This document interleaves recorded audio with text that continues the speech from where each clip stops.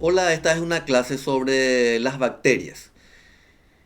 Vamos a estar recorriendo en este breve periodo de tiempo sobre temas relacionados a las bacterias en relación a sus características, qué son las bacterias, cómo se clasifican las bacterias, la importancia que tienen las bacterias y lo referente a la parte de salud humana como infecciones por bacterias. Entonces es un breve recorrido sin tanta profundidad, pero sí de manera amplia. Comencemos con qué son las bacterias. Las bacterias forman parte de dos reinos muy importantes de los seres vivos. Uno de ellos es la eubacteria, que son las bacterias propiamente dichas, que como pueden ver ustedes aquí, forman parte de todo un grupo de los seres vivos muy importantes. Y en los últimos años también se ha separado otro grupo de bacterias llamadas arqueas. Ambos reinos, ambos grupos de bacterias se caracterizan sobre todo porque son procariotas, que lo vamos a ver un poquito más adelante.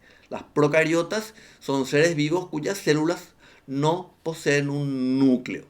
Y en este gráfico de los reinos de los seres vivos pueden ver que también existen otros reinos como ser los protistas, hongos, plantas y animales.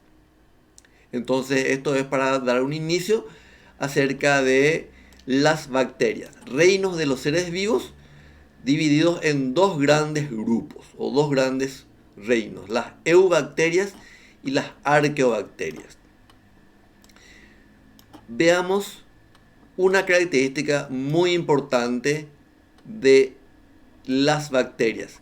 Se encuentran en cada rincón del planeta. Al ser microscópicas y al poder adaptarse a todo tipo de ambientes, las bacterias pueden encontrarse en cada rincón del planeta, inclusive en cada rincón del ser humano muchas veces. Así que una amplia distribución incluye la atmósfera a miles de metros de altura, miles de metros de profundidad oceánica e inclusive dentro de los seres vivos. Otra característica de los seres vivos llamados bacterias es que pudieron haber sido los primeros en el planeta. Como habíamos visto acá en este pequeño esquema, que probablemente todos tengamos como un ancestro común a las bacterias. Entonces esa también es una característica de estos seres vivos.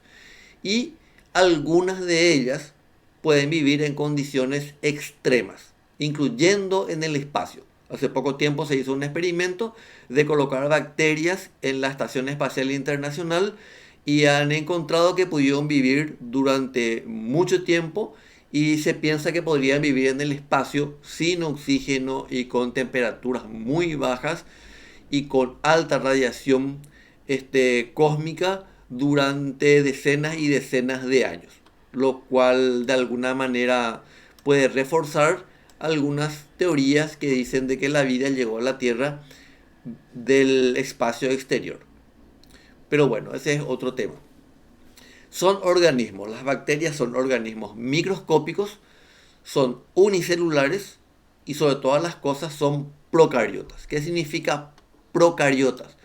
Pro significa que van a tener, porque de las procariotas surgen células más evolucionadas que ya poseen núcleo. Entonces este inicio de la palabra pro implica de que son células que más adelante evolucionarían para ser células ya con núcleos. Cario significa núcleo. Entonces son células sin núcleo, pero que darán origen a células con núcleo más adelante. Acá pueden ver ustedes a un elemento del laboratorio que se llama una caja de Petri en donde se hacen cultivos de bacterias. Y ahí ven cómo van creciendo las bacterias con estas formas tan particulares. Si las observamos al microscopio, podremos notar que son extremadamente pequeñas, mucho más pequeñas que las células de los seres humanos. Y si hacemos un dibujo de cómo son en realidad las bacterias, podemos notar ahí que tienen una membrana, pero que en su interior tienen muy pocas estructuras y lo más llamativo es que su material genético o ADN no se encuentra dentro de otra cápsula o membrana que es el núcleo, sino que está en el interior de la célula sin estar contenida dentro de un núcleo. De ahí la denominación de procariotas. Entonces eso es muy importante. Unicelulares procariotas. Entonces eso es fundamental para entender qué son, qué son las bacterias. Veamos ahora la clasificación. Las bacterias se clasifican, como habíamos dicho, en primer lugar en dos grandes reinos. Uno de ellos el reino de las arqueas y otro el reino de las eubacterias.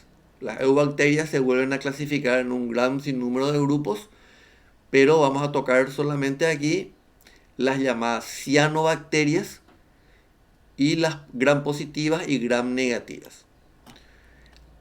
Destinemos un pequeño tiempo a las arqueas. Las arqueas constituyen un reino de bacterias que se caracterizan por elaborar sus propios alimentos a partir de sustancias químicas. Por eso es que se le da la característica de ser seres autotróficos, autótrofos, elaboran sus propios alimentos o sustancias orgánicas que le van a proveer energía por quimiosíntesis, es decir, por reacciones químicas de ciertos elementos. Otra característica de las arqueas es que son extremófilas. Eso significa de que pueden sobrevivir a condiciones extremas de alta salinidad, mucha sal, agua muy ácida, temperatura muy alta o muy baja, etc. Entonces, esa es una característica de las arqueas. Son muy importantes en ecología, ya que forman parte de varios ciclos de elementos químicos y también mantienen relaciones con otros microorganismos. En esta imagen podemos ver nosotros un ambiente extremo de mucha temperatura, de mucha acidez o de mucha sal, etcétera, donde se pensaba que no podía sobrevivir ningún ser vivo. Sin embargo, se han encontrado bacterias del tipo arqueas, que, como ya habíamos mencionado antes, significa de que pueden vivir inclusive en el espacio y haber sobrevivido un viaje, por ejemplo, desde Marte hasta la Tierra para dar origen a la vida. Es simplemente una teoría, se van aportando evidencias, pero hasta ahora no constituye ningún hecho científico. Muy bien, y las eubacterias se caracterizan por dividirse en uno de ellos, el grupo de las cianobacterias, que le vamos a destinar una explicación un poquito más amplia. Las cianobacterias se caracterizan por ser también autótrofas, es decir, elaboran sus propios alimentos, pero en este caso es por fotosíntesis, de una manera similar a las plantas, lo cual en un principio se las consideraba algas e inclusive podrían haber sido las precursoras o las que dieron origen a los cloroplastos que están presentes en las plantas. Cuando hay un exceso de alimentos, cuando hay un exceso de, en este caso mejor dicho, de sustancias que permiten el aumento de estas bacterias, se produce lo que se llama una eutrofización o una floración. Aumentan de manera explosiva la cantidad de cianobacterias y pueden producir este fenómeno que ven acá, en donde las aguas se tiñen de verde, y esto se debe a que estas cianobacterias explotan en cantidad, producen una floración por un fenómeno llamado eutrofización, es decir, un exceso de nutrientes para que estas bacterias puedan aumentar en enormes cantidades. Algunas son tóxicas, otras sirven de alimento, otras pueden ser utilizadas para producir alcohol, se llama bioetanol, etc. Entonces las cianobacterias forman parte de un grupo de bacterias muy importantes. Y las gram positivas y las gram negativas son de alta importancia para los bioquímicos para poder saber qué tipo de antibióticos deben ser suministrados a los seres humanos. Sigamos. Clasificación según su forma. Las bacterias según su forma pueden clasificarse en cocos, si son esféricas. Si son un poquito alargadas se les denomina bacilos. Según la forma de espirales pueden llamarse espirilos, otros vibriones, etc. Es decir, tienen una gran variedad de formas y también de agrupación. Pueden agruparse, ¿verdad? Bien, su nutrición es variada. Algunos elaboran, como dijimos, sus propios alimentos, son autótrofos, pero otros son heterótrofos. De los autótrofos dijimos que algunos pueden hacer por ayuda de la luz, fotosíntesis, y otros por reacciones químicas. Bien, veamos ahora los heterótrofos.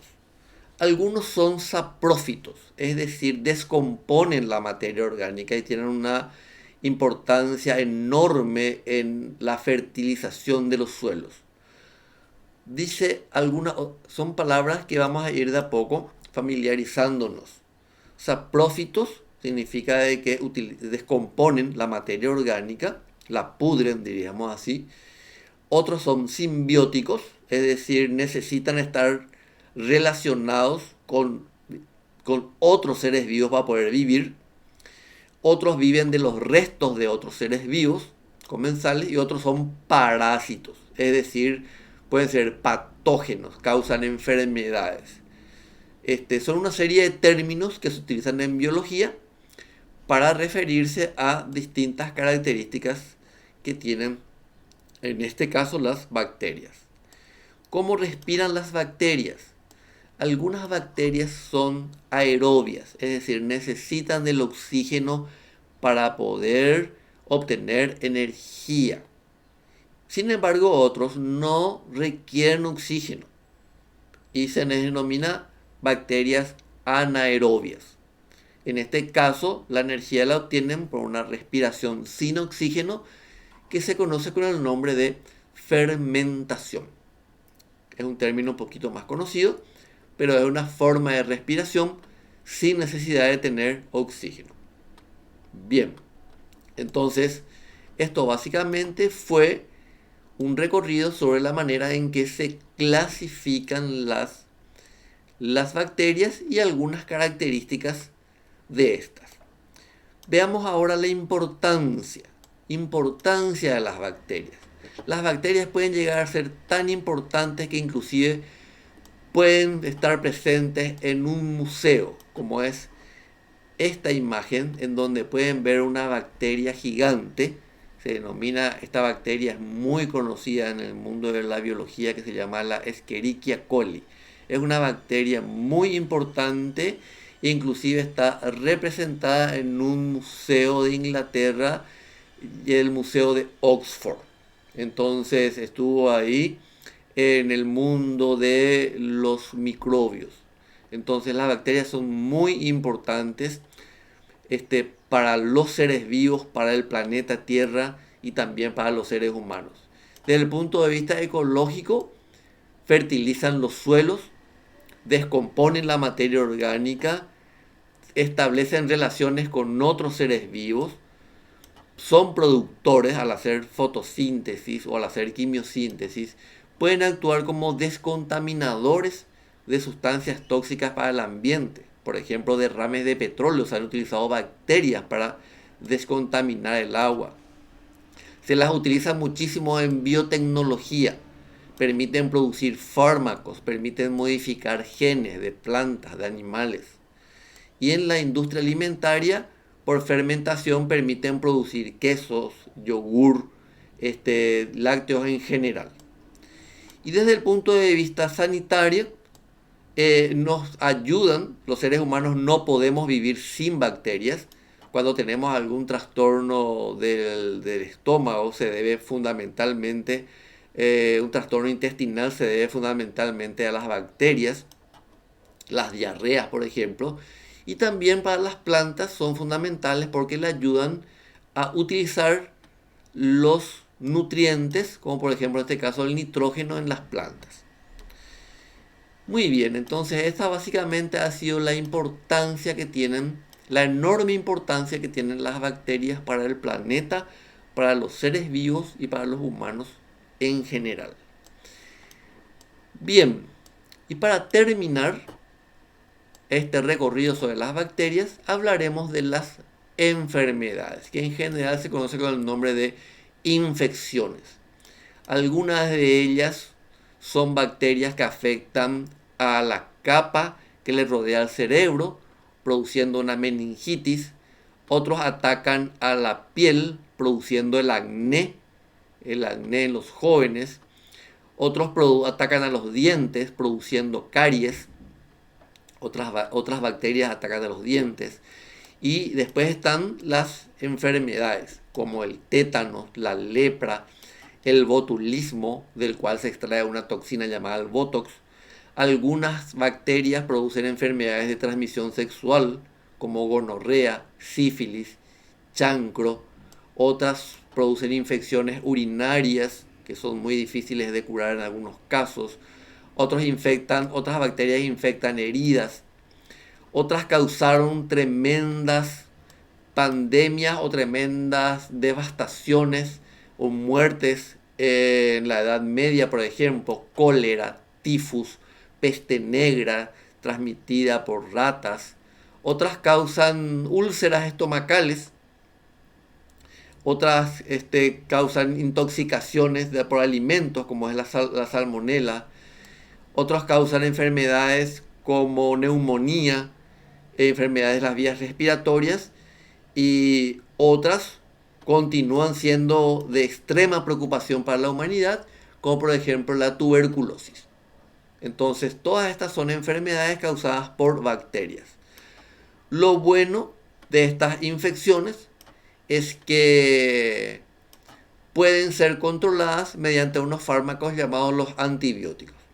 Y estos antibióticos fueron descubiertos principalmente por Alexander Fleming, que por casualidad, dejando una ventana abierta, descubrió que un hongo puede matar a las bacterias, y a partir de ahí se desarrolló un famoso antibiótico denominado la penicilina. Normalmente estos antibióticos se administran cada cierta cantidad de horas, cada 6, cada 12, cada 24 horas, y son muy eficientes. Pero el uso indiscriminado, es decir, un exceso de uso de antibióticos, puede causar una resistencia, puede causar superbacterias que pueden dificultar el uso de los antibióticos comunes. Entonces, los antibióticos son medicamentos utilizados para prevenir y tratar infecciones bacterianas, pero pueden causar resistencias también, que se produce cuando las bacterias mutan. Las bacterias pueden tener mutaciones o modificaciones genéticas y hacen que estos fármacos ya no actúen. Entonces son las bacterias las que se cambian y no los seres humanos, y hacen que se vuelvan resistentes a los antibióticos. Por eso es que no es tan fácil para los médicos recetar tan fácilmente antibióticos, porque pueden generar bacterias resistentes. Estas bacterias fármaco-resistentes pueden causar infecciones en el ser humano y en los animales, y estas infecciones son más difíciles de tratar o de curar. Entonces, eso hay que decir también cuando se habla de antibióticos y cuando se habla de fármacos contra las bacterias. Muy bien, espero que hayan aprendido algo, un recorrido general y rápido sobre las bacterias, qué son, cómo se clasifican, sus características, la importancia y las enfermedades causadas por bacterias, como así su tratamiento. Muchísimas gracias y hasta una próxima clase.